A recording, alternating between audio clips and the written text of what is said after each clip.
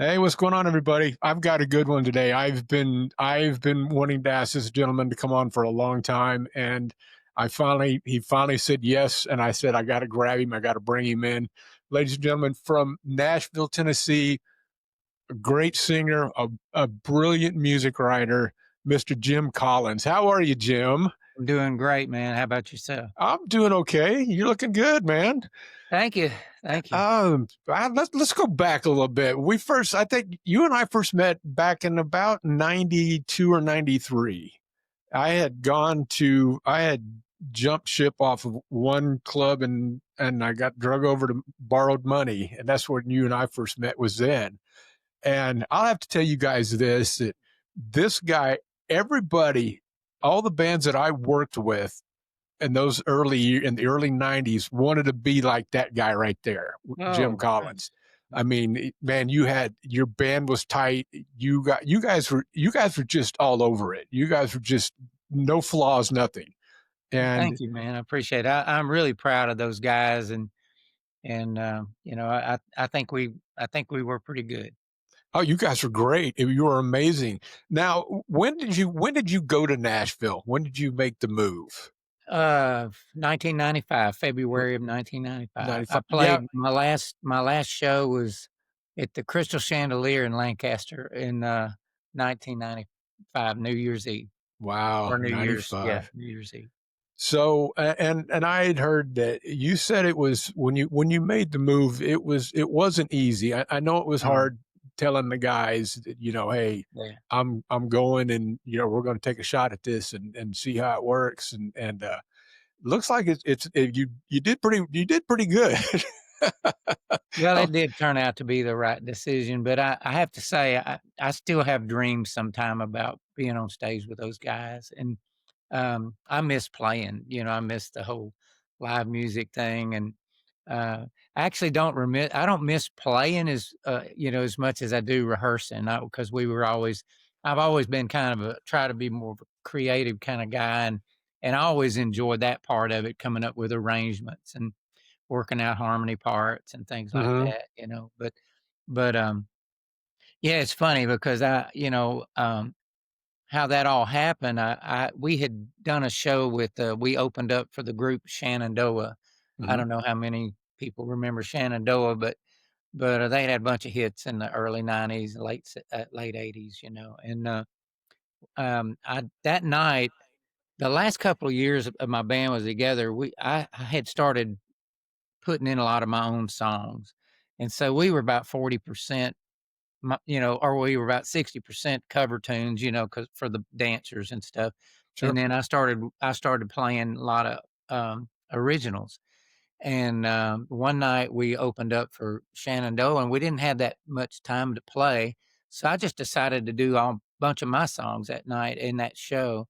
And so after, we got off stage, I got a note passed to me that the guys in the band wanted to talk to me. So they took me out to their tour bus and they said, whose songs are those? And I told them, well, they're mine. He said, you wrote all those songs by yourself? And I said, yeah. And they said, you got to move to Nashville. And I was like, man, I'll starve to death if I move to Nashville because I don't know anybody. And I was doing pretty good in Texas, playing the honky tonks and Oh the yeah, you were oh, man, doing great. we were one of the higher in fact, we probably were the highest paid act in the market at that time, and, uh, you know, I was working I remember one March, we didn't have a single day off, and so we had to earn it, I mean, every penny Mhm. we made, we earned it, boy, it was tough, it Sure. was a hard way to go, but anyway, I was like, "Man, I'll starve to death if I move to Nashville," and they said, "You need to move." He says, "I don't care if you have to, sing demos, whatever you have to do, you need to go."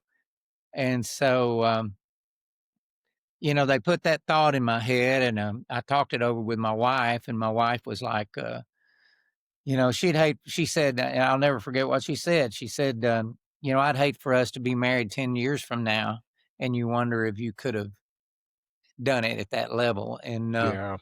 and, when I got her blessing, it kinda made things easier for me, and we were in we were in San Angelo, Texas, and the club owner, uh, came up, and this was during the dance, line dance thing was starting up, Mhm. Yeah. and the club owner came up and asked me if, I would learn, "Watermelon Crawl" by by, Tracy Lawrence. Oh, Tracy Bird. I was like, yeah, it's It Tracy was Bird one, Tracy yeah. Bird, and, so we're up on the we showed up to rehearse that day, and we're going over Watermelon Crawl, and I just stopped, and I said, "Man, I can't do this anymore. I can't do this," and so, so, I just turned around in the middle of rehearsal and said, "Guys, I can't do this anymore, and I'm gonna be leaving," and it was real hard. It was hard, we'd been together a long time, and, I owned the PA, I owned all the transportation, everything, and so I knew it put them in a bind, and I told them, I said, "I hope you guys will, find another singer," and I think they tried, but it just didn't work out because I did everything. I booked the band, I booked the hotels, I took care of all the, like I say, sound, everything. It was and so, uh, I'm sure it was a big joke for them, but I they could all imagine. seemed to survived. Yeah, I could imagine. I mean, you're the, booking agent, the manager, Yeah.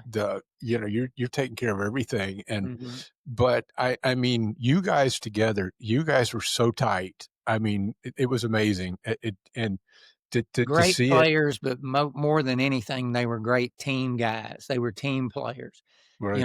I had this one guitar player when I moved to Dallas, and he's probably the best guitar player I've ever worked with live, but he wasn't a team guy, and we it got to a point where I've had to part ways with him just because he was just being too difficult, and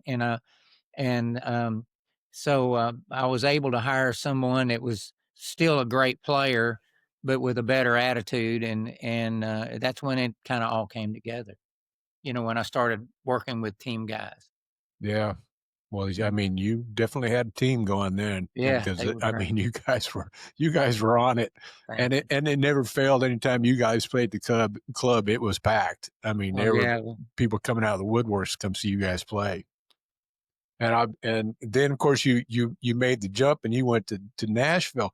And, I said it, and another friend of mine, we talked about this one time about our wives, and I said, he said, "We got lucky with our wives because they let us do what we knew what we did best."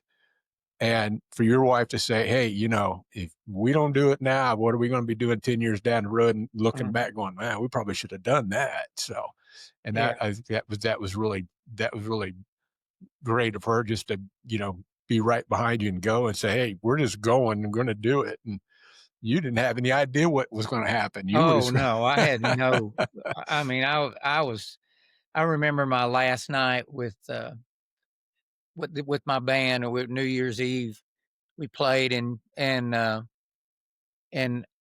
I cried like a baby. I mean, I'm talking tears, snot bubbles, the whole thing. I mean, it oh, was man. it was terrible. I mean, I just totally broke down because it was so scary, because I had been with that band for a long time, and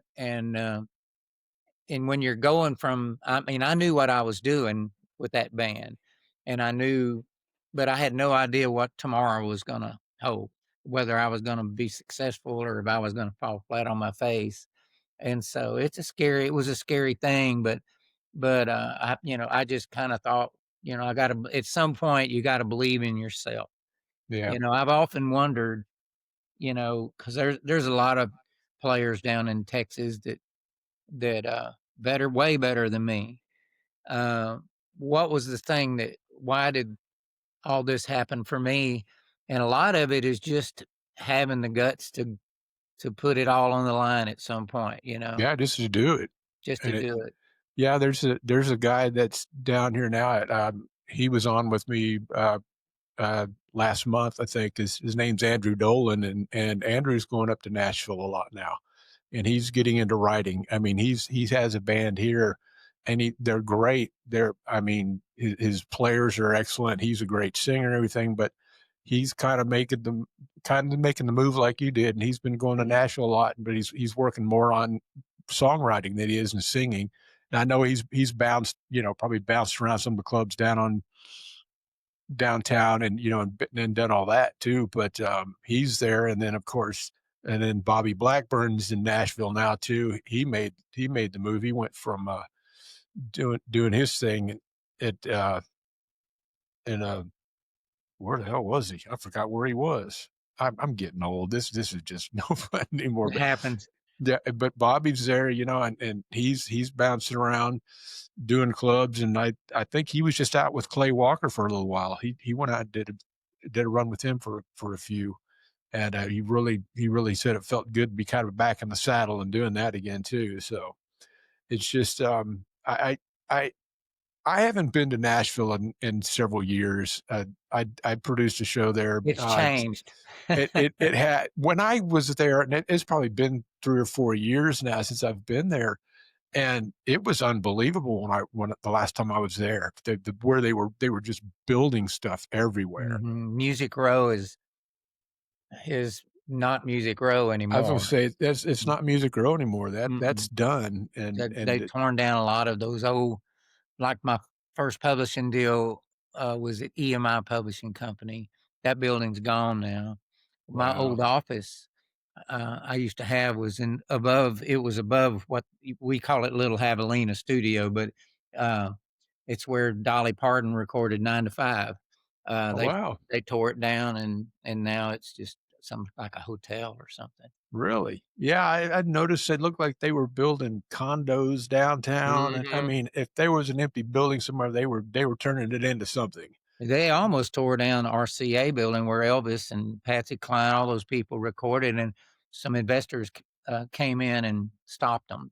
Bought it, and they made a historical landmark out of it. Well, that's good. Mhm. I worked for RCA for a little while out of Nashville. I was in the Dallas office here, and I did that for a little while, and that was interesting. Um, I had I learned a lot about the music industry back then. Was when they would bring, and this is like, back in the early 90s, and when country was really just starting to blow up, because, the venues I ran before that were all dance clubs and stuff. And when that started drying up, then it was like I had to jump ship, and I had to learn country, and I had to learn it really fast. And it was pretty interesting, but it just it was it just kind of took off. And, when I ended up, I bounced around. I was in Houston for a year, then I came back, and I went to, place called Rock and Rodeo in Fort Worth. I was just there for I don't even think I was there for a year. I just couldn't deal with them anymore. They were just a little too much for me, and then I just, quit one day. I just walked in and said, "I'm done. I can't do this anymore," and I left, and I didn't know what I was gonna do. So I called my old buddy Marshall Argovitz, and, you probably remember Marshall. I do. I actually talked to him about a week ago. Did you really? Yeah, his He old girlfriend, my dog passed away, and, his old girlfriend, Lisa, I don't know, maybe Lisa, I don't know if they could still be together, but I doubt it knowing Marshall.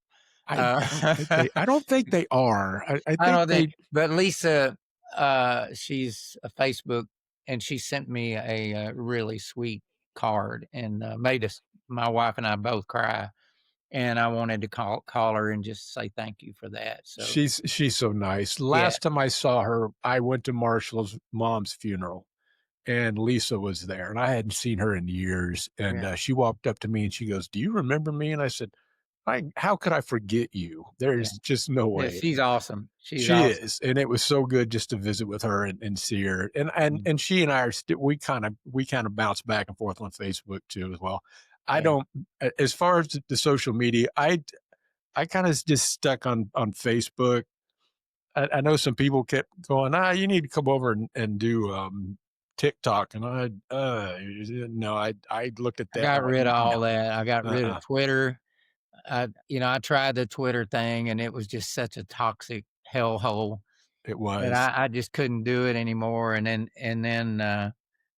had gotten off of Facebook. I was off of Facebook for at least a year, but my dog had a lot of dog fans, when he got sick, I got back on just to let people know that he had lymphoma. Yeah. And, but I don't ever look at it. I'll be honest with you. I don't. I just kinda once I was off of it for about a year and I didn't miss it. I didn't miss it at all. You don't, and there's times when I stray away from it too. Now, I'm on it a lot more now because this is really when I got laid off in 20, when COVID hit and, I was working for a company, and I was just all I was doing was just producing corporate shows and stuff, and we got laid off, and so, uh we lost a lot of our contacts in our phones because most of it ran through the company. And so when they shut everything off, then we lost a lot of our contacts. And if I didn't grab them and move them and save them, then I lost them. And so the only way I could really find people was on Facebook. And Yeah, so I just started looking people up, and that's how I kind of stayed in touch with folks. yeah. And that's how I I keep mean, it's track of definitely you, and got its advantages. I it just does. recently, was going through some pictures up in our attic, and I found this old picture. When I was a little boy. I was about 10 years old, and it was a birthday party, and there was a little girl in the background, and my wife said, "Who is that?" And I said, "Well, she's my cousin," but I hadn't seen her in, 50 years. Her family moved to Temple, Texas, and I was raised in Nacogdoches, which was just far enough to where, in those days, Temple, Texas might as well been the moon. Yeah. And so I lost touch with her and hadn't seen her in 50 years, and so I Googled, her family's name, and her grandfather had a really unique name, so I Googled it, and I was able to find it, and from that, I was able to track her down on Facebook 'cause I Wow. found out her married name, and I talked to her, oh, I guess about a month ago, and it was the first time I talked to her in 50 years, and I found her on Facebook, That's amazing. Yeah, so I Facebook is to me has been okay. Like the other ones, like TikTok. Now TikTok is toxic. That's toxic garbage as far as I'm, yeah. I'm concerned. That's I the way was I on look it at it. about 10 minutes and quit it. The only reason why I got on it was because my wife's store and her business I would take videos, but, uh, with TikTok, the videos just seemed to work better than they did on Facebook at the time, and Facebook's got better at it now, but so I would use TikTok to record stuff, and then I would take it and move it over to Facebook on her pages and stuff, but other than that, man, just to see the stuff on there, and I was like, "No, you can't." I No have wonder. Instagram, but I can't remember the last time if I'm doing a show somewhere, like Mhm. as I do some songwriter shows here and there, I'll post I might post, where I'm gonna be playing or, if it's something exciting, I'll post that just to but I don't ever post like a video of me playing or stuff like that, but Well, you talk about that. Now, what makes me mad about that was you came down to where I live because I live in Cleburne, okay. and you guys, it was you and I don't know how many songwriters, but y'all came down and did an event down here.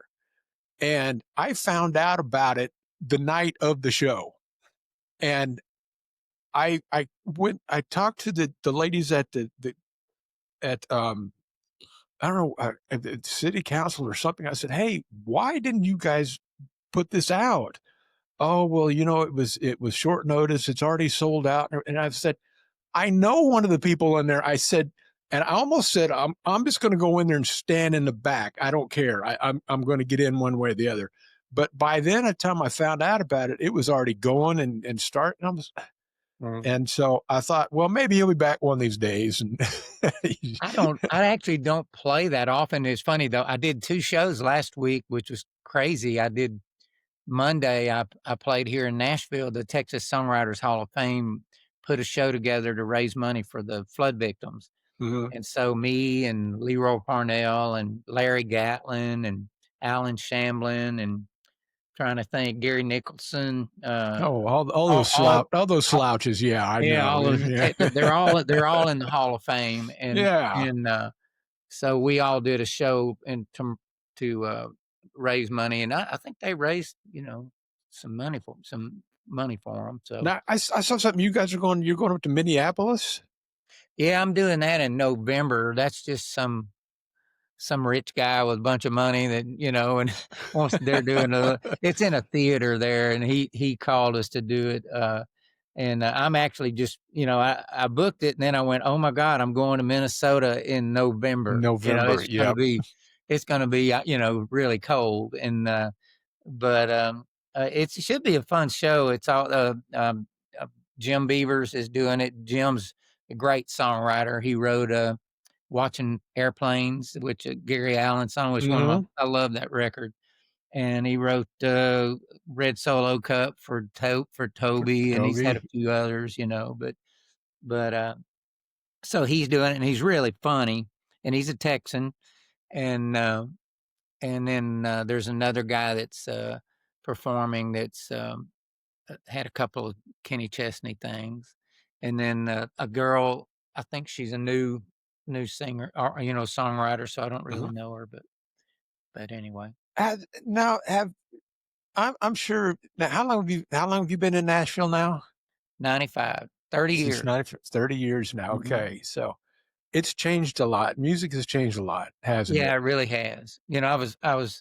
I did a show last week in El Paso, and for it was a corporate thing, and it was just me by myself, and I had to play about an hour and a half. And so I got to play, I seldom do a show where I get to play all my hits, all of them. Mhm.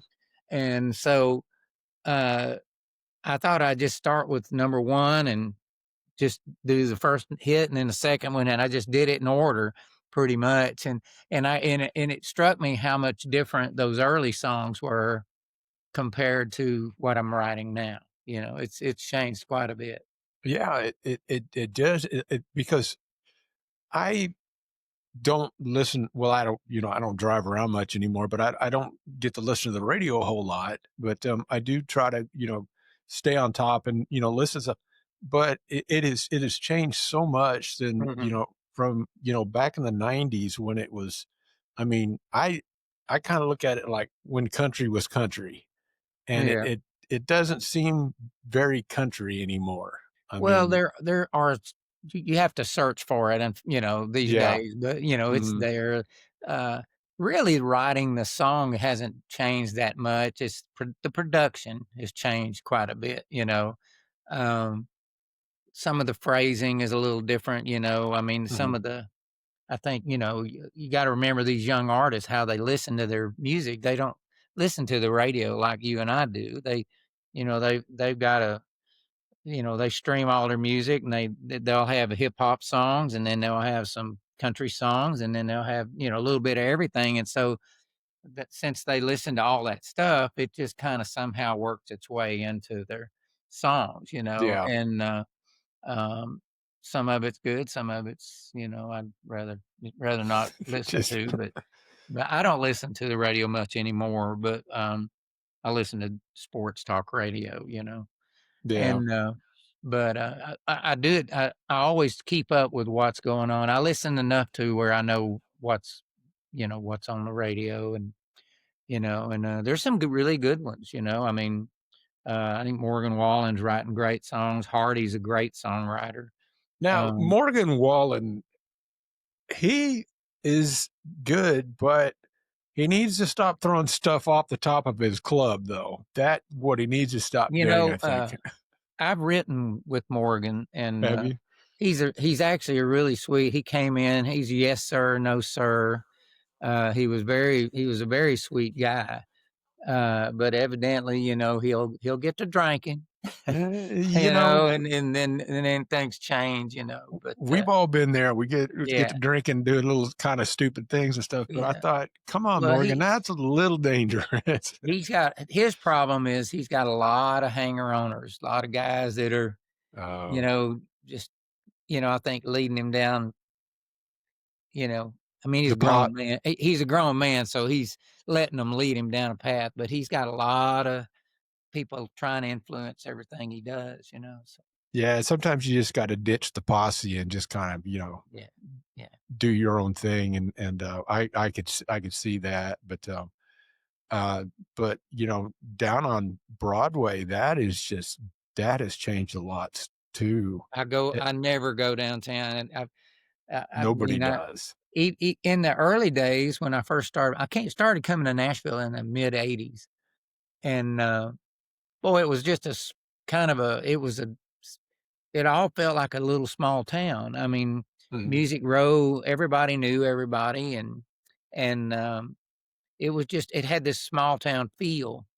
Even down on Broadway, I mean, you could go in to hear, at the what Boots, that Roberts Boots, what they made a club out of it, Mhm, Tootsie's, yeah, all those places, and you could hear some old honky tonk bands. And usually they were kind of throw together bands, but you could hear some good pickers and stuff. First yeah. time I ever heard Brent Mason was, down in, you know, down on Broadway. Wow.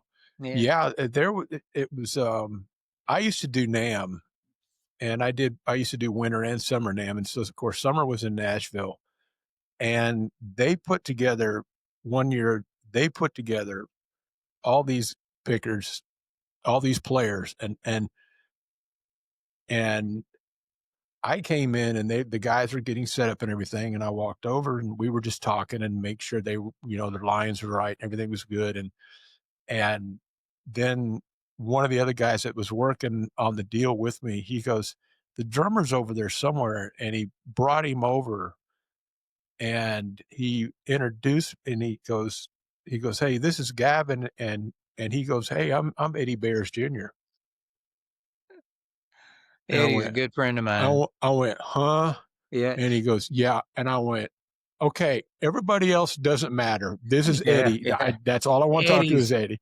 Eddie's, played on more hits than anybody in the world, Yes, he and, has. he he he used to be my band leader. He's a really good piano player too, by the way. He can really play. Really? Yeah, he was a piano player first, and a great piano player, and so, whenever I was doing sessions, and, this is probably back in the, early '90s, I guess it was. Um, well, I say mid '90s.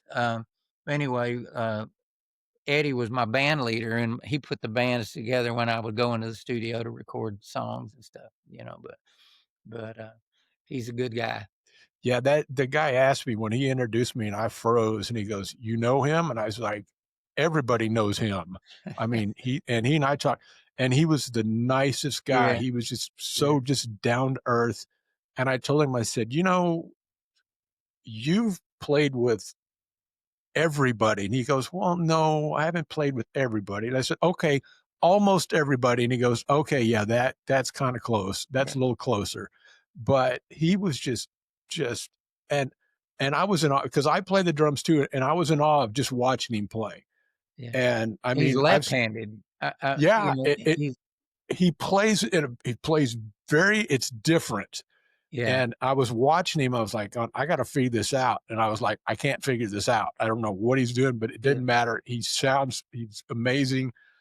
His I've still got feel my." is incredible. He Yeah, has a pocket that's just incredible, and yes, he always plays the right part, no matter what you throw at him, he just has a way of finding that one little, him and Steve Gadd, I think are they're kind of the same guy, they're yeah. both really, really good. Steve And Gadd is he's the king of the pocket too, and I yeah, mean, it was yeah. just that dude, you just could never catch him on an off night. I've still got my lanyard hanging over here that Eddie autographed for me, and it's still Oh, hanging on cool. the wall. I was like a fanboy. I was like, "Oh my god, that's Eddie. I can't believe it." and we talked for the longest time, but he was so Right. nice. He was such a great guy. He was kind of like you. I mean, as popular as you were back when you were back here in DFW and you had the band together, you were still very grounded. You never really came across as, hi, look at me, I'm Jim Collins and I'm this and that. That I'm was sure that I was had my not you. moments. I'm sure I had my moments where You I may was. have, but you know what? I never saw any of it. You were always very kind and you always Thank talked to people and it was, you always made time and that was what always stuck out to me. And then when I heard that you'd left, I was like, going, well, man, what are we going to do now? We don't have. Did uh, did you ever um, did you ever play Cowboys? oh, yeah. Did Yeah, I I did a TV show there, there was some local TV show there and, I did one at Cowboys. I played the old one. I didn't play the one up, in Arlington or the wherever that. Arlington one? Yeah, Yeah, I didn't when play I that was one. when I was at Borrowed Money and the owners had come in from Cowboys had come in one night and they were floating around and I asked Marshall, I said, "Who is that?" And he goes, "Oh, those are the owners of Cowboys." And I said, "Oh, they're probably in here. They're gonna probably come in and pillage and see what they can steal Yes, out of poach here." some bands, yeah. Yeah. Well, they ended up poaching Galloway, Jim Galloway. Good. They wanted to take him as the manager, and I thought, "Okay." And when I had quit running, rock and rodeo, I didn't know what I was gonna do. I just called Marshall on a whim and said, "Hey, um, I quit my gig," and I said, "If you hear anything, call me." And he said, "Well," he goes, "We need another DJ. You wanna go back to DJing?" I said, "I'll go back and do anything right now, I don't care." And so I went in and Galloway had me go up and play some music, and I got done. He came down, he goes, "You're hired." And I said, "Okay." And then when the Cowboys group came in and they got Galloway, and he and I were talking. He said, "Yeah, it looks like they're wanting me to go over to Cowboys." And I said, "Well, it's fun working with you, and you have fun over there." And he goes, "No, no." He goes, "You don't understand." He goes, "You're going with me." There you And I go. went, "What? Wait." And so he took me with him, and we started in Dallas, and then the plan was because Ruben Castro was the DJ over there, and Ruben was there. They brought me in, and I was just kind of helping him out. And then the plan was I was going to Arlington when they got it open. And so I was in Dallas for, well, about as long as it took for them to get Arlington built. Because the first time I went to Arlington and saw that building, it was just an empty shell. I think it was a Kmart or something. But we went in there and it was an empty shell. And I was like, I couldn't even picture it. I was like, I have no idea what they're up to. I don't know what they're doing. And man, when they did it and we went over and took it over and ran with it, it was crazy. That Cool. that It club was such a was. great time to be in Dallas, the Cowboys were great. Uh, Yep. I remember Troy Aikman used to come out and see us play quite a bit, and Oh, yeah, and, Troy used to come hang out with us and that's yeah, when the he was a stars. big country fan, Mhm. and there were a couple of the others that would come out, but it was just a great time to be there. Country music was happening, the bands were all good. I remember, Yep. I mean, Little Texas, uh, they were playing there. Well, let's see who else was there. I mean, Trace Atkins, he had a band called Bayou, and Toby, Ricochet. There was some really Yep. good bands, and of course Lone Star. You Yeah. know, It I was. look. It's funny, back. John Rich used to be in Lone Star, Mhm. and they were called Texasy, and Yeah, I then remember that. yeah, and then I guess they had enough of John, and they let old John go, and then Richie and them, they put Lone Star together, and they were called Southern Wind or something like that. And I remember when they auditioned to play at the Crystal Chandelier out in Lancaster, so people that we've been talking about borrowed money. Same people own Crystal Chandelier that own borrowed money. For those Mhm. that don't remember that, but anyway, I'm still really good friends with Richie. I did a show with Richie not that long ago, and of course Tim Rushlow from Little Texas, and I know still keep up with Brady and all that. that crew. So you still talking to all the guys. Yeah, I try to keep in touch with them. I was it's Ty Herndon. I flew on a plane when I was going to El Paso. Ty was on the plane with me. Was he? Yeah, he God, was I'm doing a not. show. Him and Jamie O'Neill were doing a show outside of El Paso, and so we flew into El Paso, and then they rented a car and went to He New was Mexico. another one I really liked working with Ty too. He was a fun guy. He was a great guy, great singer. When he showed up, he was a great singer. But he always had a great band. David Pinkston, I think, was playing with him in those days. I almost kicked Pinkston's ass the That'd first have time I been, met him. he's about 6'8", isn't he? Yeah, something like that. I'm Yeah, 6'6", and he and I are yeah. about the same size. Oh yeah. And I had gone. They had brought me into borrowed money, and I didn't know this because it was myself, and then there was another guy named Manny that was a DJ there, and then there was I Dwight was remember there Manny. also. And so I didn't know that. They didn't tell me this, but there was a Billboard magazine up there, and they had marked everybody. All the y'all songs that you played were marked, and that's Oh, where you were supposed to stay away from it. Do not play these songs. I didn't know anything. They didn't tell me anything about it. And so I played a couple of songs that Ty was going to do. We were on a break and I was playing music and I played a couple of the songs. And Pinkston just came up on the ladder, stuck his head in. He goes, you know, you need to stop playing all our damn songs, man. We're not going to have anything to play. And then he realized he wasn't talking. He thought he was talking to Manny, and he realized it wasn't me. And he looked at me and he went back down. And I looked at Marshall and I go, who is that? He goes, oh, that's Ty Herndon's drummer. And I said, I'm going to go kill him. And I went down the ladder and I started looking for him. And yeah, it's funny. and They did that to me one time, and well, that was people knew us because we knew every song you could think of. We were kind of just a human jukebox, and I remember they had the top 100, and I knew 78 in the top 100, and they asked me to. They said, "What are we gonna do? You know 'em, you play them all," and I said, "Well, play girl songs. Play the ones that the girls girl. play." That's what I told 'em. I don't know any Winona. So do No, there those. you go. Yeah. It was funny though when and Dave come up to me later and he said he came up in the booth and he shook my hand. He goes, "I'm really sorry." He goes, "I thought you were Manny," and I said, "No, I'm not Manny." And I introduced him, and Well, he and I, either way, you shouldn't have yelled at him. Even if it but was Manny. I know, but it was Yeah. so funny, and I think he was kind of doing it in jokingly, kind of saying it in a harsh way. But he just said, "I thought I was talking to Manny," and I thought, "Man, I was going to come down and wring your neck." And he goes, "I that's what I thought." And after that, we just got to be really good friends. And I talked to him about a couple of months ago. I talked to him. I sent him a message because I wanted him to come on and on the podcast. I wanted to talk to him. He goes, "Well, I don't know what we talk about." I said, "Dude, we got all kinds of stuff to talk about. Just come on." But he hasn't said yay or nay yet. I'm still waiting on him, so we'll see. Well, he was a good guy. He He was a was. good guy. He's a great guy. Last time I saw him, I ran into him at Cowboys down in San Antonio one night. I was down there doing a show, and I just had doing an event, and I had the night off, and I thought I'm gonna go down and I'd never been there before, so I went down there and got to see him.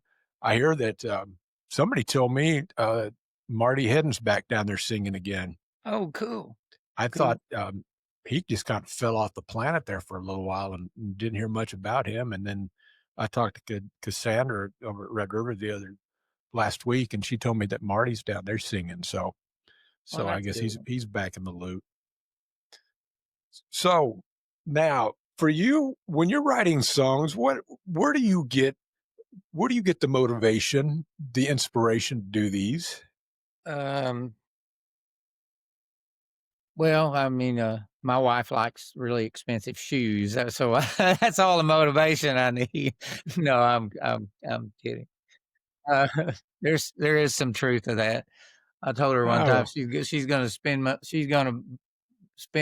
me into the Hall of Fame because I'm gonna have to keep writing these songs. But you know what, man? A lot of time is just what's in the room that day. I just, I was always, there's so many great songwriters in Nashville, But the one thing I was always able to do was I just had a work ethic that nobody could touch. I was always, I wrote every day. I wrote I've written 3 in a day, but it just, um, I don't sit around waiting on inspiration. I go in there and sit down like it's a job, and I make it happen, and sometimes I have an idea. I mean, I keep I don't know if you can see this or not. I'll see if I can't. I don't know if you can see this. You probably can't. Anyway, that the whole thing is just song ideas. I mean, I've got pages of song ideas in here, Okay. and if I'm just walking around and something pops in my head, I'll write it down, and then I look at it later and go, I'm not even sure what I was thinking then, but that's kind of how it works. I'm just always thinking about it. I've always got my antennas up. If somebody says something or I watch a movie or something and think, oh, that'd be a cool, story or a cool scene. Songwriting is kind of like it's kind of like a movie. I wrote a song called "Are You Gonna Kiss Me or Not?" And you think Mhm. about it's a movie. You just we were sitting up on the we were sitting up there on your mama's roof, talking about, and you put these things because I remember seeing old, was it Walton movies and stuff, and they'd sit out on their roof and Mhm. at night, look at the moon, and stuff like that. So Do you I mean, do you ever think of, like, artists and things when you're writing stuff? You think maybe this would be good for this I've artist or it I've done it, but I don't usually have very good luck like that. I mean, I really? just try to write the best song I can, and hopefully, the right artist will hear it. And I've had a lot of good success with Kenny Chesney, and I mean, I have his phone number, but I've never really used it. I text him a song a couple times, but he just happened to like the kind of style I wrote. He liked my phrasing and my stories, Yeah, I and think you did okay with the good stuff. I yeah, really do. I think you did yeah. okay with that one. That But was he actually didn't want to record that, by the way. really? Yeah, he got talked into recording that one. Uh, when we wrote that song on a Friday, and he was going in the studio on Tuesday, and I played it for the A&R people at the record label, and Mhm. they just flipped. We want to cut this song, and from what I heard, Kenny was like, man, this is, my fans are they want to rock and roll, they want to party, they want the up tempo thing, and the head of the record label, which was Joe Galante, Mhm. he said, "Well, Kenny, seems like to me you've already got those fans. How about we go get some different ones?"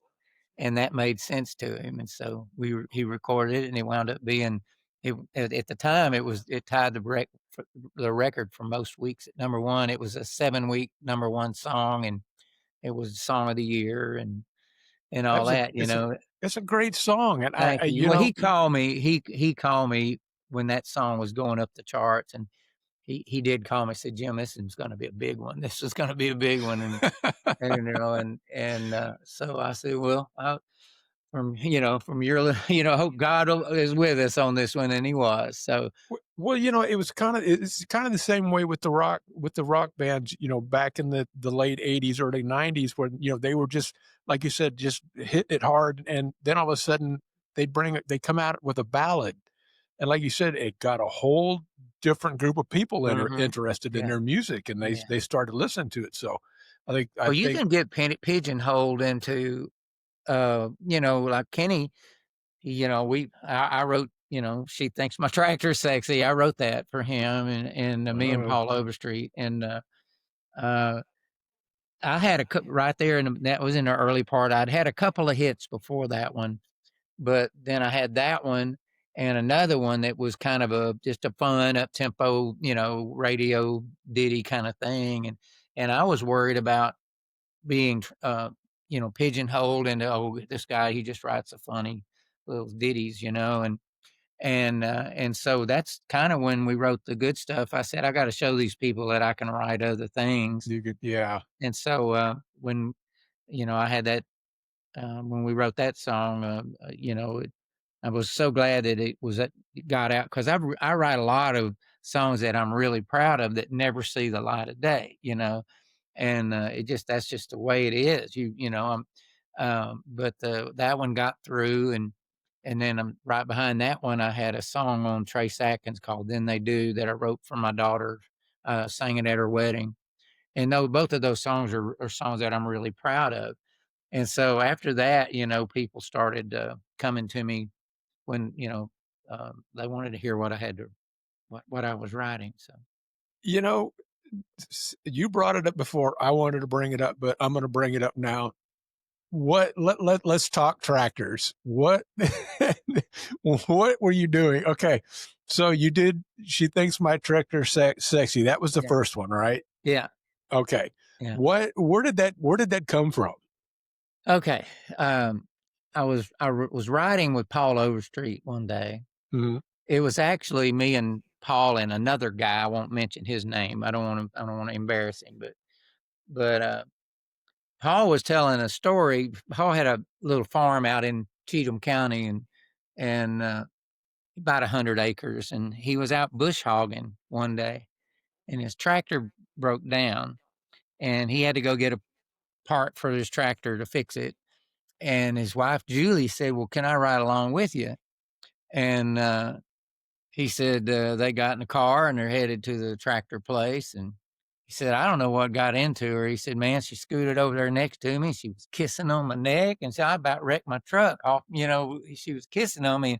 And he said, "Damn, girl."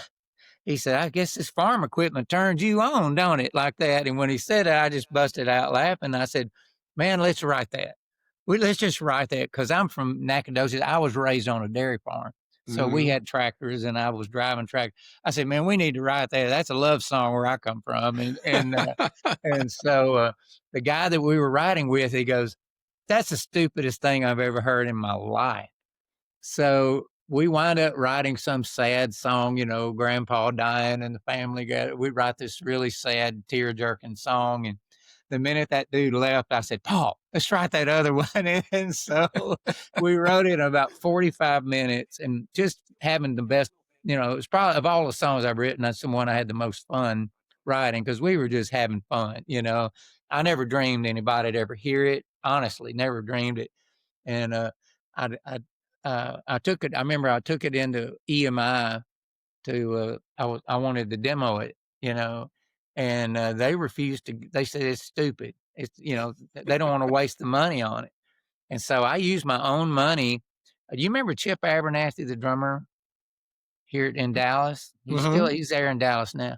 Well, Chip was my drummer when I had my band, and he was in town, and so I hired him. I couldn't. I had to hire, but I had Rob Jacobs playing fiddle, and Wow. Gary Chapman, who played bass on all of Garth Brooks stuff, and Bruce Boughton was on that demo session, and Chip was so nervous because he had all these well known studio guys, and he could barely count the song off. He was so nervous, but he's actually the one that came up with that lick, that dum dum bum bum dum dum bum bum. That he's the guy. He came up with that, and Really? so yeah. And so anyway, we cut it. She Thinks My Tractor's Sexy, and I sent it to Paul. And Paul had a pitch meeting at RCA and was playing songs for Kenny and was striking out. He just couldn't. He said Kenny didn't like anything he was cut. He played him, and he says time was up. And he said, "Man, I got this one more," and he just threw it on just for the hell of it. And Kenny heard it, and he says, "I love that. I want that." And so it wound up being. I never dreamed anybody would ever hear the thing. We were just writing it for fun, and but I think that kind of came through when you could tell that we were having fun, and of course in those days, country had a little bit more sense of humor than it does now. Yeah. And so but yeah, that's how that song came about. It, then you then you did big green tractor. Yeah. Yeah, that was, I don't know, 15 years later, Because we, that's Jason Aldean did that one, Jason right? Aldean, yeah, and I wrote that with David Lee Murphy, and, Okay. David came into my office. I used to have an office on Music Row, and, David came in one day and he goes, "Hey, man, you wouldn't be willing to write another Tractor song, would you?" And I was like, "Man, I don't know if the world's ready for another Tractor song, you know?" "Oh, I think they are, man. Let's." So I said, "Well, it can't be anything like the other one. We can't do that. So if we can come up with another way, another approach, then sure, I'll write another Tractor song." And so um, we sat down and got our guitars out and came up with Big Green Tractor, and it was a 4-week number one. I mean, Yeah, that so song did well he was too. totally right. The world was ready for one. We need another tractor But song. I won't do another one because they'll run me out on a rail. You know, no more Tractor songs from Oh, here Nashville comes for me. Collins and those tractor songs Yeah, again. yeah, yeah. I had Craig Morgan's producer call me when Big Green Tractor came out, and he called me up and he goes, "I bet you've never even been on a tractor, have you?" And oh yeah, Yeah, I used yeah. to, I used to ride, have to drive tractors and stuff, and so. But he said, "Well, I feel a little better about it at least." That was when they came out because um somebody was we I don't know where we were, and somebody had played the song. They played She Thinks My Tractor Sexy. And somebody goes, "What?" And I said, "Hang on a minute. I know the guy that wrote that. So don't even I don't pick have on a problem with that. that." I've been teased about it a gazillion times, but I'm sitting in my movie theater right now, so it's okay. You know, they can complain all they want. They can tease There me you go. all they want, brother. I don't Like care. I said, I'm looking at your wallpaper. Let My them just make all favorite the fun they This is my want. favorite story about I was riding with I went to play golf with Mark Nessler. I don't know if you know who Mark Nessler is, but Know he's the a Texas name. boy. But Mark wrote "Just to See You Smile" by Tim McGraw, and Mhm. he was an artist of his own, and his album was awesome, man. It was a great album. He's a great singer, great player, incredible writer. He just had he's got the new Zach Top song out right now, and so he's just a great writer, great melody guy. And so anyway, he and I go play golf at this little golf course down the road, and uh, there was just two of us, and so the guy in the clubhouse said, "Hey, would you mind if these two young guys play along with you guys?" I says, "Sure, they can play with us." And so we get up on the first tee, and one of those guys says, "You're Mark Nestler, aren't you?" And he goes, "Yeah." And he goes, "Oh my God, I'm your biggest fan. Oh my God, I'm playing golf with Mark Nestler." And so the whole round of golf, they're like, "Oh my God, I love your album. I've worn that album out. It's incredible. Oh yeah, that song, and just the whole thing." And so we get to the end of the round, and they're just really, you know, uh, Garmin him is what I call it. But anyway, we get up to the end, and I said, "Well, what do you guys do? And what do y'all here in Nashville?" And he goes, "Well, we're songwriters. We're trying to make it. But if it isn't, she thinks my tractor sexy. They don't like it." And, so, and then Mark started laughing. I started laughing because they had no idea that I was the guy that wrote that song. And they were so embarrassed. But you have to that But taught it me the was lesson though. You never make fun of somebody's song because you might be talking to the person who wrote it. yeah, it was I mean, it was just, when I heard it, it was and it's catchy, and then all of a sudden, the other one came out, Mhm. and I was like and I looked and I said, "Who wrote it?" And there you were on it again. I said, "What is with Collins and these tractors all of a sudden?" Hey man, like I say, that's a love song where I come from. There You you know? go. Yeah. I agree with you on that one for sure. So when was the last time you made it back home to Nacogdoches? I went in July. I went back for a high school reunion, seeing everybody, and it was Oh kind of boy. fun. It hadn't Yeah, changed. I mean, I could find my way around. I mean, the town still looks the same as it did then. really. Mhm. Yeah, It's I haven't been crazy back. is most of my high school fr classmates still live there. They never left, you Oh, know? It's really? yeah, it's Yeah, crazy. that was we had ours, and I didn't get to go because I had work. They extended one of my shows or something, I couldn't go.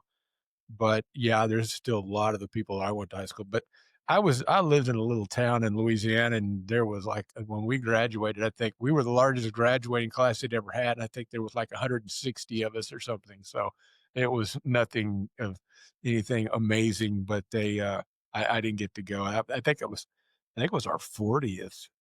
Yeah, Yeah. yeah, it's crazy. You know, I this is my 3rd 2nd or 3rd one, and I remember, you know, I had had, I don't know, handful of, you know, number ones by then, and I thought, "Well, you know, I'll go home, you know, and I'll be a big deal down there, well, everybody'll be."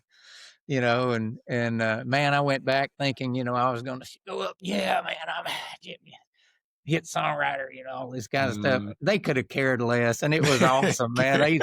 As far as they saw me as the guy they rode the school bus with, and it was awesome. I loved Yeah, it, you know. yeah, it was just, you don't yeah, you They don't they even didn't they knew the real me, and they could give a crap about any of this stuff, you sure, know, I and I could care love that. less. I love that, you know.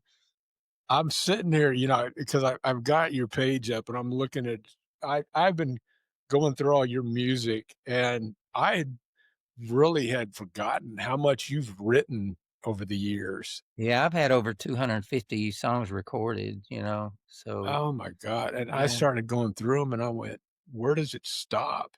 I mean, I see somebody sitting here talking about the big green tractor, and, it just, there's "Are You Gonna Kiss Me or Not?" Mhm, and that was those song of songs. the year. That was 2011, Yeah, iTunes Song of the Year. It was a gr nominated for a Grammy, you know.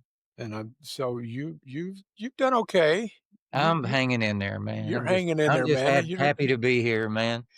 just doing the best you can do. Just Yeah, make sure you keep the lights on, yeah. and make sure your wife gets some new shoes every once in a Every while. now and then, yeah. That's all I gotta do. That's it. Believe it or not, she's at Nordstrom's right now. That's where she's Ah, at there right you now. go. I got Yep. another song coming here pretty soon. Yeah, you better. Hey, you just I heard it when it first came out, Damn Straight. Mhm. How did that song end up doing?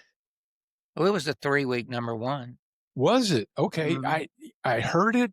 It was up, and I listened to it, and it was a great song, and I said, Thank "Man, you. that's a great song," and I saw Thank that you. you had written it, and you co-wrote with somebody, or did you do that one I on wrote your it I own? co-wrote it with, Trent Tomlinson, Okay. which is crazy. What's funny about that is this is during COVID when that happened, and, Mhm. um, COVID kinda freaked me out. I lost several friends to COVID, 7 friends, Wow. that I knew very well, all died of COVID, during that period, and so, I don't know, I had just kinda, like, decided, man, I've had a great run.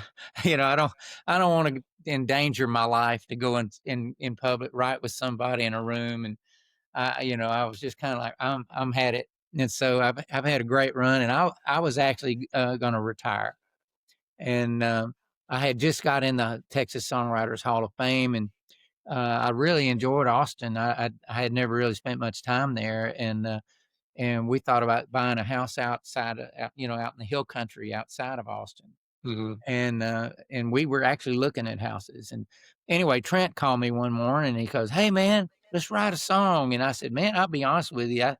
I think I'm done. I think I'm gonna retire." And he goes, "Bullshit," he said, "Bullshit." He said, "Yeah, you love it too much." And I thought about it and I said, "Man, you're right. I do love it." And I said, "All right, well, come on over. I have a couple song ideas," and that was one of them. I had that idea for a while. Um, but the key was there's actually been a lot of songs written called "Damn Straight," but Mhm. I didn't know it at the time. I found out later, But um, it's just we found the right angle, the right way to write it. Like I found out that there's this artist which I named Granger Smith.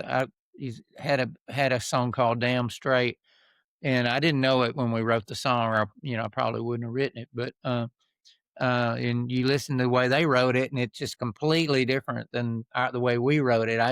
It just seemed like an obvious. I said, what I thought would be cool is if we could use George Strait song. We used 6 different George Strait songs, and but not rather than a laundry list of songs, we wanted to build a story using those titles, those famous titles, Mhm. and so that was the craft part of it, to where you can write it using these old titles, and then a lot of times the listener doesn't even realize that's what we're doing, so but Scotty McCreery heard it and recorded it, and he sang he sang the crap out of it. When I heard Oh, it, I it's a was like, great "Holy song. crap, he really sang it great." It's a great song, it really is, Thank you. I yeah, that guy I told you about that's, Andrew that's going up there now, he wrote a song, called "Feeling Randy" because his wife is a big Randy Travis fan, and so he wrote that, he played that for me, and What's it that was a called? pretty "Feeling Randy," Feeling Randy? uh What's and, that about? it's about Randy Travis and how he goes through it, and it's kind of the way that you did Damn Straight Oh, with cool. how you kind of, you picked certain put things out of different songs and used it, and it kinda worked something like that, but, that sounded pretty good, but, when I heard Damn Straight, I went, "Wow." Because I had to laugh about that because my wife and I, we used to go down to Fredericksburg a lot. And so one time we went down through Austin and then we cut across that way. Well, I stopped in Green. I had to stop in Green. So we stopped in Green, went into Green Hall. And to me, I mean, Green Hall is it's holy ground. Oh, It's yeah. just I it is. agree. And we walked in and Scotty my wife did the video there. what yeah, Yeah. exactly. And we walked in and my wife not knowing much about any of this stuff and just just out of nowhere as loud as she goes, what is so great about this place? And I thought I said I'm going to throw up right here. Yeah. And I Yeah. said, and people looked and I said, don't shit, hold, no, quiet. She goes, what? And I said, you're standing on holy ground right here. You don't know. It's the And you history. It's like the Ryman here, the Ryman Auditorium. Yes, and I said, "You have no idea of the people that have played in this building." I mean, this is where George Strait got his Right. start. I mean, this is holy ground. Yeah. And she goes, "Well, I don't get." And I said, "Shush! Just don't say another word. Let's What was just cool walk through about and it say." was, we got George Strait's blessing when we wrote the song. Uh, I didn't want to get sued, so I had some of my friends that wrote a lot of those songs that we mentioned in the song. Baby Mhm, Blue and Aaron Barker wrote that, and so I called Aaron. I said, "Man, do you mind if I use this?" And oh no, man, go for it. And Dean Dillon got a hold of him, and he was like, "No, I hope it's a hit." He didn't care. And so we got their blessing before we even did it, and we actually wound up giving.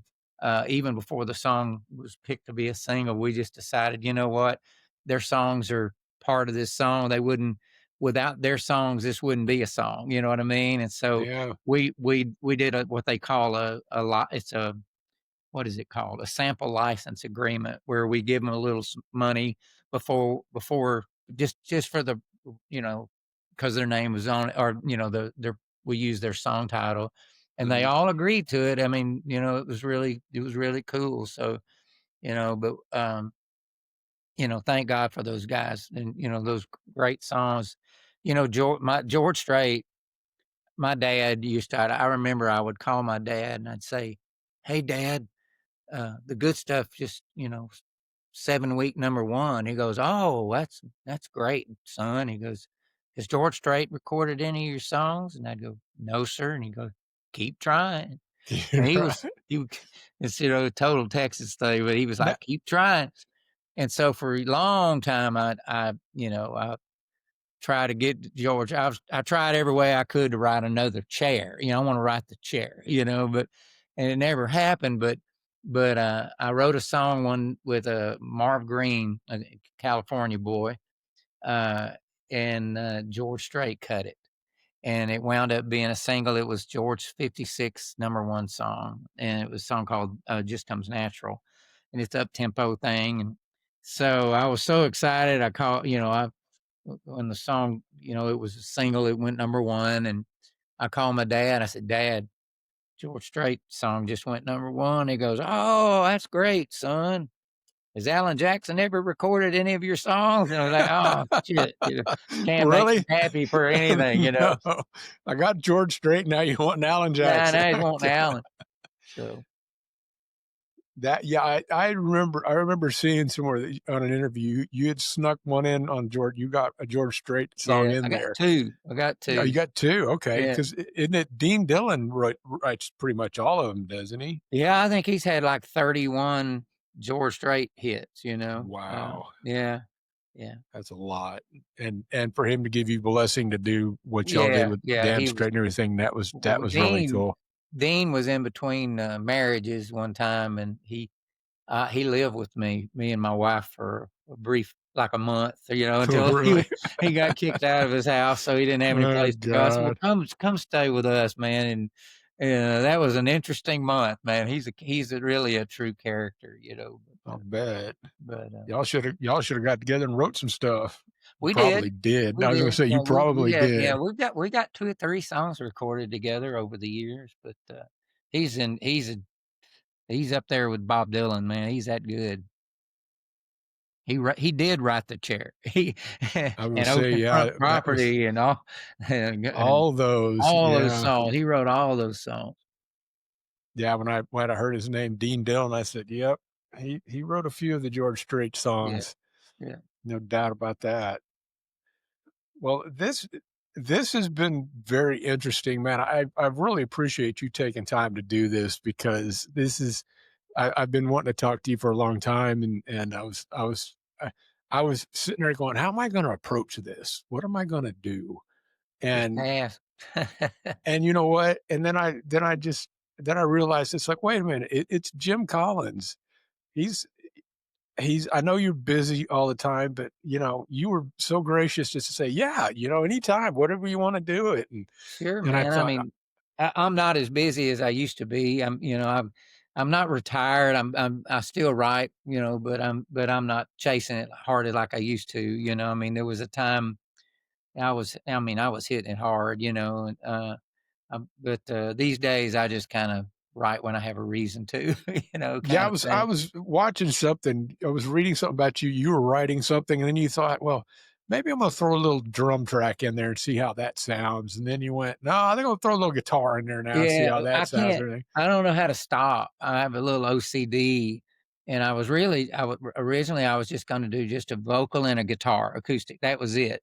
And so I thought, well, I better put a shaker on this to give it just a little shaker to play along with. So I was at least playing in time. So I put a little shaker on there, and then I got that done. I thought, maybe I'll add another guitar, and so I put a little little guitar solo on it, and then next thing you know, I put a bass on it, and I programmed a drum track for it, and I was by the time it was over, I had about 30 tracks. I just couldn't stop, you know, you know. Little OCD. Is that what it Oh is? man, I mean, you remember the song "Everybody Wants to Go to Heaven" that Kenny Chesney recorded, but Mhm. nobody wants to go now. That's the other George Strait recorded that too. Both of them did. And, I rewrote that song 6 times. I just couldn't Really? every time I'd pick my guitar up, I said, "Well, I'd think of a line better than the one I had," so I would and so that's OCD, can't help it. So when you take your songs in, if somebody picks it up and do you find that they rearrange them sometimes and Honestly, 90% of them are I mean, Big Green Tractor, for instance, it's note for note what my demo really? was. Kiss Me or Not, same thing. That Wow. most of the time, it's really close. If you listen to the, demo to She Thinks My Tractor Sexy, it's the same fiddle part, same everything. Um, the only ever I had a thing on Keith Urban called, Nobody Drinks Alone on one of his what album was that? Let me see. It was on the it was called the Be Here album. I had to look to see. But anyway, but he took that song to a whole nother level, you know? I mean, that's one of the few artists that just he made it his own, and man, it wound up way better than I could have ever dreamed it being. Really? And, but, I mean, Carrie Underwood, her version of one of my songs was really unique, but for the most part, they do kinda stay pretty close to the demo. Do they? Yeah. I was always wondered about that if they did because it was that time when I worked at Summernam and they brought all those players in, and these were all A players, and Oh, I yeah. don't think I could remember any of the names, but to watch them play together, and it would be they'd stop and say, "No, let's do this, this, this, and this," and okay, okay, and then it'd start back up, and they would hit it note for note, and Yeah. it just blew me away just how good these guys were, and I was like, "My god," it's just they didn't miss anything, See, that's my and favorite part of Nashville is working with those players, you know, they're the best players in the world, the same people that you hear that are playing on all those records, and they're the nicest guys. And I mean, then their whole goal when they show up is to make you sound as good as you can sound. And, I mean, mhm, even and a lot of bad songs. Thank God for them, because I've certainly spent a lot of money on really bad songs, but they always make them sound great. They're incredible and fast. I'll do a session from 10 till noon. Well, I guess it'd be 10 to 1 to be a 3-hour session. I'll cut 5 songs and it'll sound like a record, and yeah. yeah. I mean, I was floored by them because they just came in and they had a list of things they were gonna play, and they just handed it out, and they got, "Okay, Mhm, let's mhm. do number 3," and count it off, and they went, and I think they stopped maybe once and that said, "No, let's do this, this, and this," and then started again, and boom, it was done. Yeah, that's And I right. thought, "Oh my god, these guys are just they're just insane." They were so good, and I get what you're saying, with those kind of players like that, I mean, you can't go wrong. Mhm. You really can't, and No, you know everybody, so it's, or you're getting close to knowing everybody up there, so I feel like it. I feel like I do. There's a lot of new ones though. There are a lot of the town is there's this kind of been a little turnover. There's a lot of the old producers are no longer around, and or they may be around, but there's a new crop of younger producers that are really great, and so I don't know all of them yet.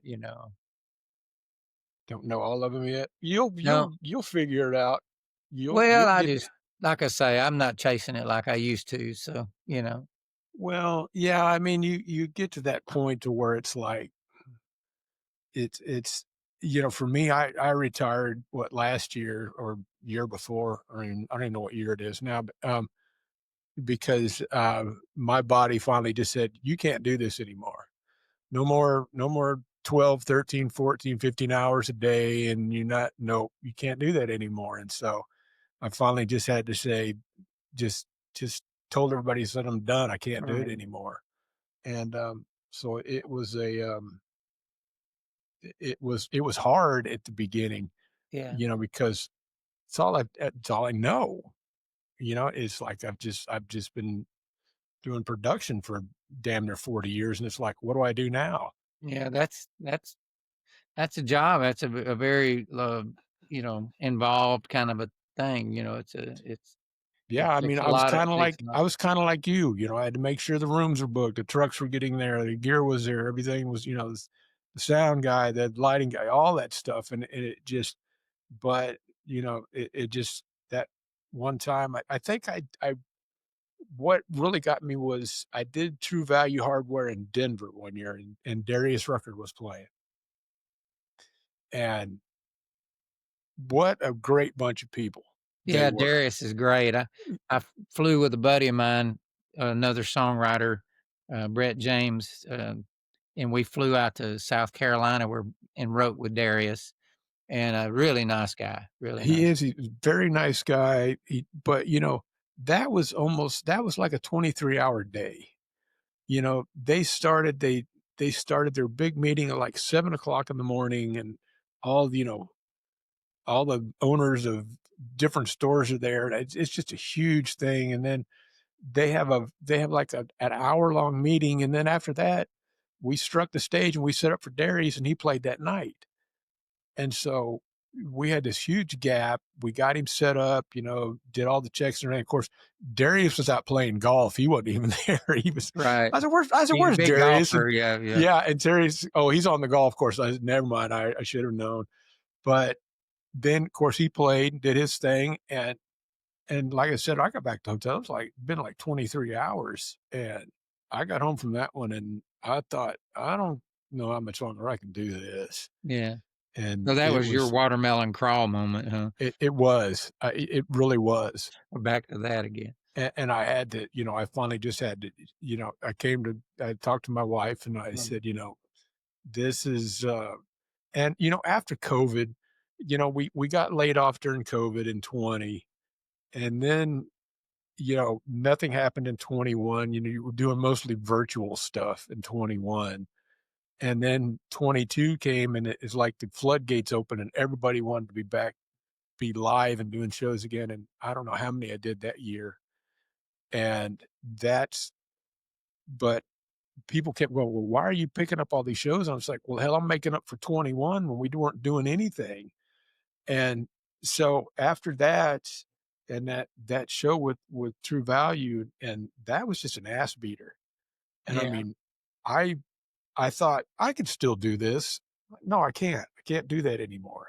You know, And I so I chased that whole, I was out there trying to get people to record my songs, and I mean, I was really chasing it hard. I mean, I wrote so I actually I had a publisher that was he would do my calendar for me, and he was running these new, artists in every, there's so many of them, they come in every day, and he said, "Man, this you need to write with this guy," and he'd book me with them, and I'd get, and it just became exhausting. I mean, like I say, every day, new kid, and they all about 10% of them knew what they were doing. The rest of them were just, there waiting on me to, do something, write them a hit, mhm, and it would just became a grind, and I wasn't having as much fun as I was early on. And so, um, when COVID happened, it kind of changed me. I kind of just decided, you know what, I'm tired of chasing this, because there's things you can do to put yourself in a position to maybe go out and get a cut with somebody, whether you're proud of the song or not. And so, mhm, uh, I I just decided, I'm not going to play that game anymore. I just want to write songs I'm proud of. I just want to write with people I like. That I'm a fan of. What a concept, right? Because I was writing with these kids, and I didn't know what half of them did, and then when I did find out what they did, I didn't really like what they were doing. I just, but hey, I'll go along whatever you need. I'll help you put some words together. And so I just quit. I just decided, I want to. I love writing songs, but I want to write songs I'm proud of, and I want to write songs that with people that I enjoy hanging out with that day, because that's mhm. half of a co-write for me is the hang, hanging Yeah, out with them that day. Are you a cool hang, or are you, you know, kinda helps it if you like them or not. I think yeah. And that so makes a big you difference. wouldn't believe how many I wrote with that I'm just like, man, I wish this would hurry up and be over with, But, I wouldn't say who, but, I mean, then some of them, they'll come in and they'll have a kind of a sense of entitlement, that I never used to see. When I moved to town, if I had a chance to write with a hit songwriter, I would work all week working on song ideas. And I'd show up at his door and I'd have a bag full of song ideas. And whether we use them or not, at least he knew I was putting in the effort. And Mhm. I'll get with these kids now. They'll show up and they're like, "All right, man, what you got?" Yeah, You they know, don't know they squat, don't they have don't know anything. anything, and they Yeah. don't. It's almost like they're doing me a favor. And I'm like, but it's just a different thing. So, and they're not all like that, thank God. But I have run across that a few times, and I'm just like, well, I Well, got better things to do. for us, we learned our work ethics from our family, from our Mhm. dads, and it's like, I worked with a producer long time ago, and his philosophy was to be early is to be on time, to be on time is to be late. Yeah, Because yeah, when he said call time was at 8 o'clock, you better be in your chair at your station, and you better be ready to take the first call at 8 o'clock because he was gonna go. yeah. And I missed one, and he and I had a discussion, and he was very polite, but he's very stern about it, and he Mhm, said his philosophy was that to be early is to be on time. If you're on time, you're late. And that is stuck in the back of my mind mhm. forever. And anytime I do anything now, and my wife I'll say, well, what time does this thing start? Well, it starts at noon. Oh, okay, we'll be there about Yeah, 11:45. yeah, there you go. Well, why so? Just we have to be there at 11:45. Mhm. So we're Well, there. when I We're first started writing in Nashville, you start writing at 10 o'clock. That's when and nowadays it's you'll book, "Hey, man, can we start at noon?" And then they'll call and say, "Hey, man, I'm running about 45 minutes late. I'll be there," and I'm over it by then. I don't wanna I got other things to do, and Yeah, so, um, Dean Dillon, he's the same way. I mean, we used to start at 10, and if we didn't have a song going by, 11:30 or so, he's like, "All right, let's go play golf or something." I mean, it's just but nowadays, it's just like they'll show up at, "Hey, man, can we start at noon?" Or, and then they're always late on top of that. And then you talk for an hour before you ever sit down to write a word, yeah. so I'm not even I'm not even in the mood to write anymore by then. So I'm always best first thing in the morning, so before the so day gets started. So the challenge is there, and it looks like it's I think that I think after COVID happened, COVID just changed everything. Yeah, I I think think so too. it pretty much just changed the world, and Yeah, it changed yeah, me as far as like I say, I still love writing songs, and I'm still getting songs recorded. I mean, I just got one recorded a few days ago, but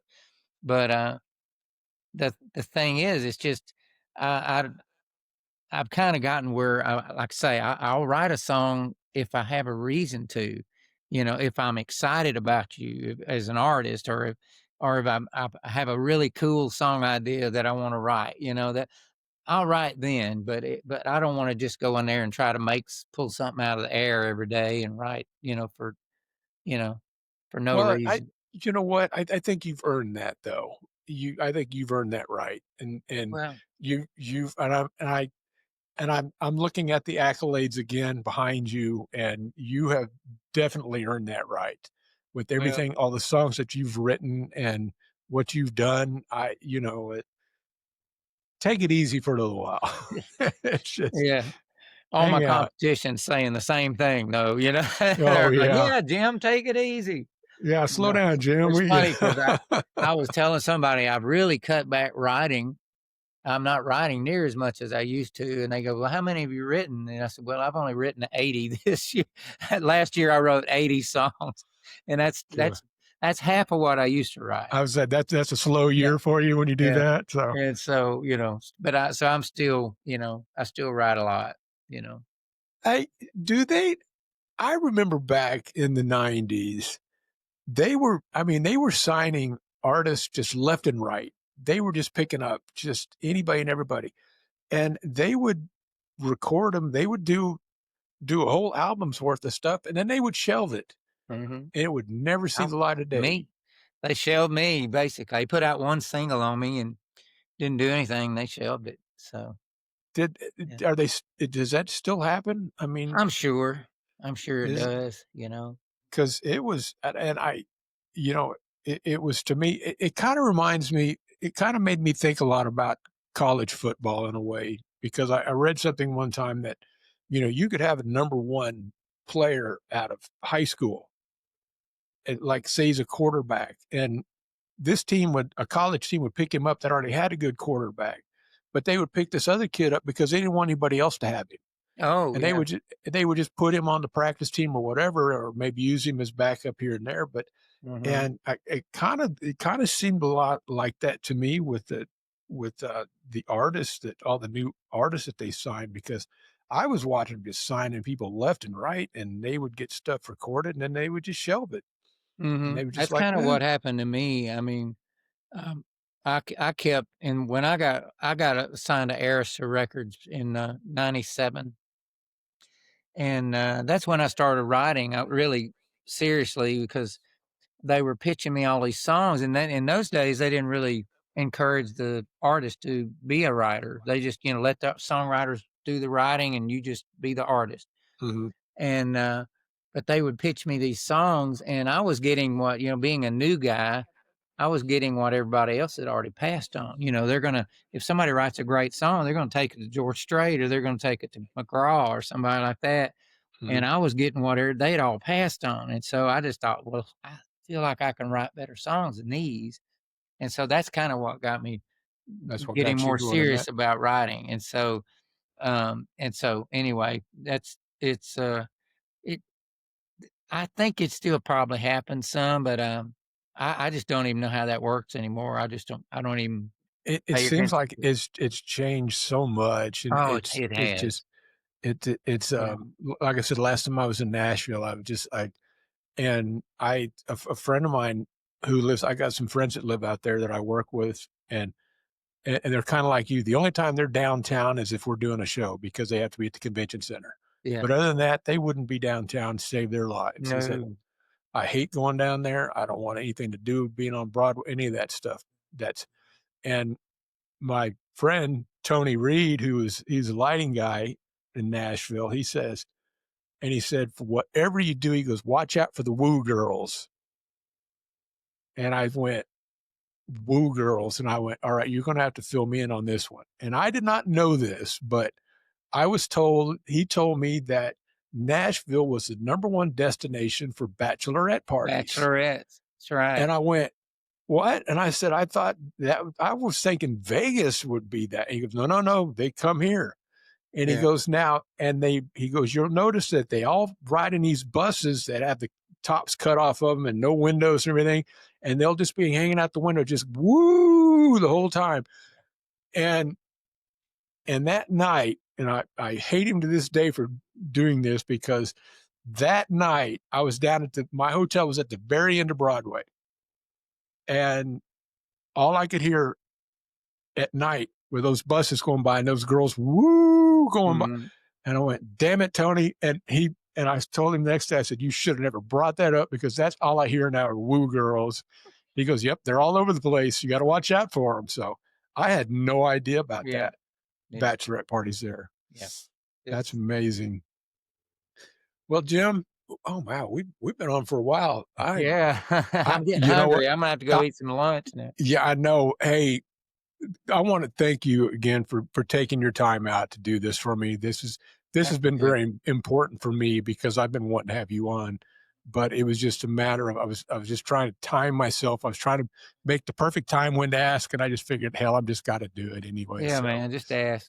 but it was so nice talking to you. Yeah, I want to, it's nice talking about the old Dallas days. I yeah, haven't it was. been a long time. I wanted to bring those up and, and how we started and everything. And, and I do appreciate you taking the time Happy to. and I hope to God that your wife didn't spend all your money buying shoes Oh, I know today. she did. I know she did. That's okay. All right, brother. Take care of yourself.